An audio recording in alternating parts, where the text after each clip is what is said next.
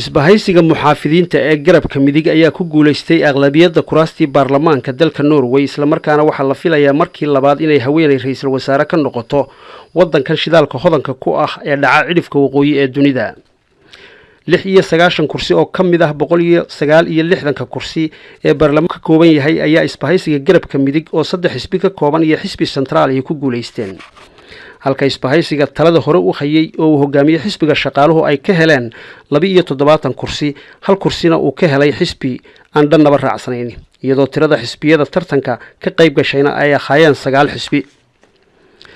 ilaa hadda xisbiyada aqlabiyadda ku guuleystay ee afarta ah waxa uu socdo wada hadallo ay kaga wada xaajoonayaan sidii ay ugu heshiin lahaayeen dhismaha dawlad wadaag ah haddii ay isku afkartaanna waxay talada si rasmi ah ula wareegi doonaan 19 bisha Oktoobar ee soo socota inkastoo ay ku kala duwan yihiin mabda ahaan afkaar badan oo aanay wadaagin haddana waxay ka siman yihiin inay la wareegaan dawladda sidaa daraadeed waxa la dhowrayaa sida ay isu waafajiyaan waxyaabihii ay campaign-ka ku galeen iyo mabaadi'da asalka oo ah jiritaankooda xisbiga ajnabi diidka ah ee FRB oo kamid ah isbahaysigan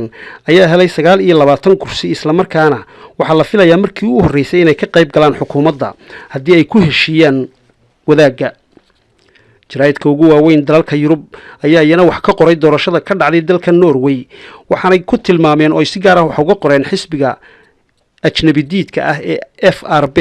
oo ay ku tilmaameen mid lid ku ah ama ka soo horjeeda dimuqraadiyadda iyo wada noolaanshaha bulshada isla markaana ay barbar dhigeen ninkii 70 qof ku xasuuqay wadankan